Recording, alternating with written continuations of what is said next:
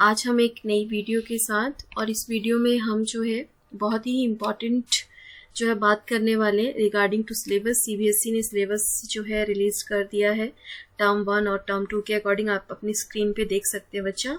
सो ये है इस बार का सिलेबस। हमारे जो पेपर हैं वो टर्म 1 और टर्म 2 में होने वाले हैं। जो आपके मैक्सिमम मार्क्स रहेंगे 40 मार्क्स का टर्म 1, 40 मार्क्स का टर्म 2।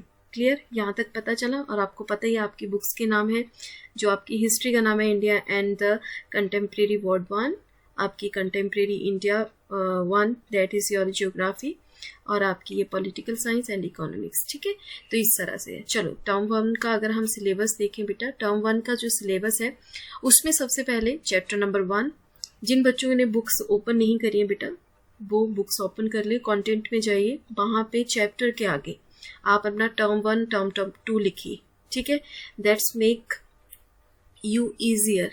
ठीक है, that makes the easier to understand the syllabus. ठीक है, तो सबसे पहले तो आप बुक्स निकालो, ओपन करो और साथ के साथ टिक करते चलो जैसे मैं बोलती जा रही हूँ। चैप्टर 1 जो हिस्ट्री का है, राइज ऑफ नेशनलिज्म, टर्म 1 में आ रहा है। ठीक है, उसके बाद हम चलते हैं तो सिर्फ एक ही चैप्टर आपका हिस्ट्री का आ रहा है, the rise of nationalism in Europe, term 1 में। टर्म 1 में आपकी ज्योग्राफी में से आ रहा है चैप्टर 1 रिसोर्स एंड डेवलपमेंट। ठीक है, और चैप्टर 3 आ रहा है साथ में आपका वाटर रिसोर्सेज। ठीक है, चैप्टर 1 रिसोर्सेज एंड डेवलपमेंट, फिर आपका आ रहा है चैप्टर 3 जो है आपका वाटर के ऊपर, वाटर रिसोर्सेज के ऊपर। और वाटर रिसोर्सेज वाला जो है आपका सिर्फ और सिर्फ जो है वो थियोरेटिकल एस्पेक्ट्स में चैप्टर, मतलब थियोरेटिकली जो है वो नहीं आएगा भी तो पीरियोडिक टेस्ट में डालेंगे टीचर्स, बोर्ड एग्जाम में इवेलुएट नहीं है। ये सिर्फ और सिर्फ आपके मैप्स के लिए इंक्लूड होगा ये वाला चैप्टर फाइनल एग्जाम के लिए। मतलब टर्म 1 में सिर्फ इसमें से आपके मैप के लिए ही क्वेश्चन पुट किए जाएंगे। अगर आप चैप्टर 4 आ रहा है फिर आपका एग्रीकल्चर, ठीक है, ज्योग्राफी में से तो 2 मेन चैप्टर आ रहे हैं आपके, chapter 1 that is resources and development, और chapter 3 only for map work. चलो अब हम आते हैं अपने पॉलिटिकल साइंस की तरफ, और पॉलिटिकल साइंस में हमारा आ रहा है चैप्टर 1 पावर शेयरिंग और चैप्टर 2 फेडरलिज्म। क्लियर, कौन कौन सा चैप्टर 1 और चैप्टर 2, सिर्फ पॉलिटिकल साइंस में टर्म 1 में हमारे 2 चैप्टर आ रहे हैं, power sharing and federalism. Clear, economics की बात अगर आप करते हैं तो इकोनॉमिक्स में हमारे चैप्टर आ रहे हैं development chapter 1, chapter 2 sectors of the Indian economy. बस 2 चैप्टर 1 चैप्टर 2 हो गया। क्लियर, टर्म 1 का सिलेबस ये है आपका। इसके अलावा मैप वर्क पे भी डाल देते, टर्म 1 में मैप वर्क भी आएगा आपका बेटा। सो मैप वर्क में देखें तो आपका चैप्टर 1 है रिसोर्सेज एंड डेवलपमेंट। ठीक है, चैप्टर 1 ज्योग्राफी का चैप्टर 1, ज्योग्राफी का chapter 3 water resources, and geography का ही चैप्टर 4 आपका आ रहा है। इसमें हिस्ट्री का एक भी नहीं है। वैसे हिस्ट्री और ज्योग्राफी आपके मैप वर्क में आती है, लेकिन फर्स्ट टर्म में जो होगा आपका फर्स्ट टर्म उसमें सिर्फ और सिर्फ ज्योग्राफी के चैप्टर 1, चैप्टर 3 और चैप्टर 4 में से ही क्वेश्चन पुट किए जाएंगे। क्लियर हो गया। चलो अब हम आते हैं टर्म 2 के ऊपर। टर्म 2 में हमारा आ रहा है हिस्ट्री का चैप्टर 2 नेशनलिज्म इन इंडिया। आपको पता होना चाहिए चैप्टर जो टर्म 1 है वो ऑब्जेक्टिव टाइप है, टर्म 2 जो है वो आपकी सब्जेक्टिव है, मतलब आपको रिटर्न में आंसर्स देने हैं। ठीक है, तो इसमें आपका चैप्टर 2 जो है वो आ रहा है हिस्ट्री का नेशनलिज्म इन इंडिया, और इसके साथ साथ इसमें सेक्शन 2 इसका ही एक सेक्शन है जो कि नहीं आ रहा है, जो कट चुका है आपका, वो टीचर्स अपने अकॉर्डिंग आपको पढ़ा देंगे कौन सी चीज कटी हुई है। ठीक है, उसके बाद है आपका chapter 3 making the global world.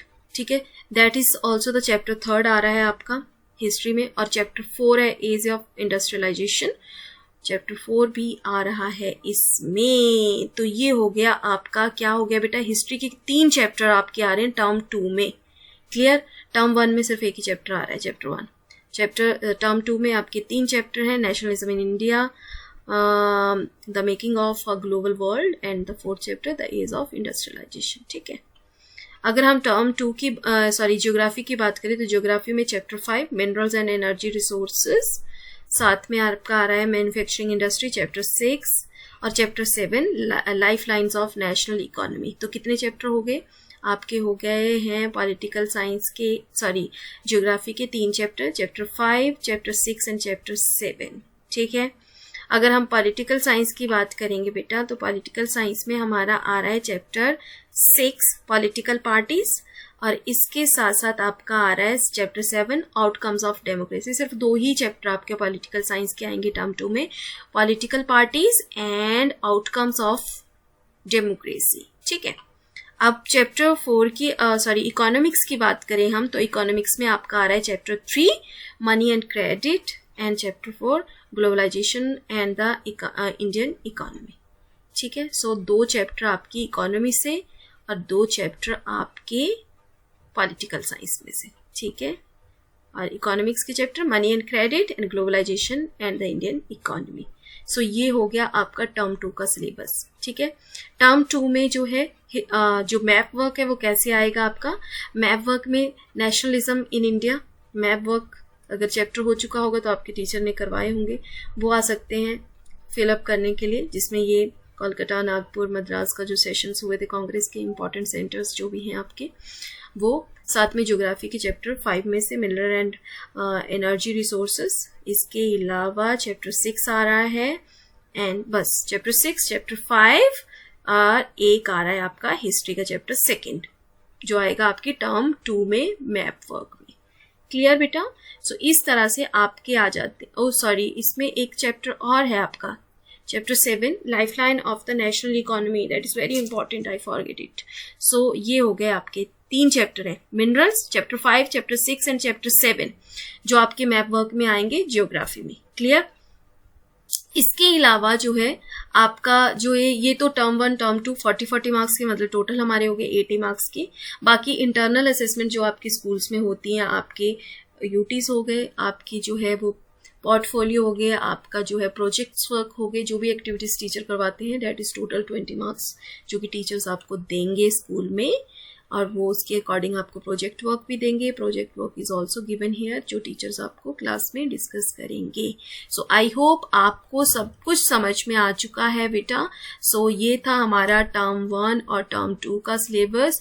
बहुत इजी है, इसलिए इजी है क्योंकि हमारा ये जो सिलेबस है वो 2 पार्ट्स में डिवाइड हो चुका है। जो टर्म 1 में आएगा वो टर्म 2 में नहीं आएगा, और जो टर्म 2 में आ रहा है टर्म 1 में नहीं होगा, तो रिपीटेड नहीं होंगे चैप्टर्स आपके। पहले ऐसे होता था कि पूरा का पूरा फाइनल में आते थे आपके सारे के सारे चैप्टर, लेकिन अब ऐसा नहीं है। आपके जो सिलेबस है वो बीच में डिवाइड हो चुका है। टर्म 1 का अलग सिलेबस है 40 मार्क्स का, जिसके लिए अलग से चैप्टर्स हैं, टर्म 2 के लिए अलग से चैप्टर्स हैं। ठीक है, तो इसको मार्क करिए अपनी बुक में, that is very very important for you. चलो, हैव अ नाइस डे बेटा।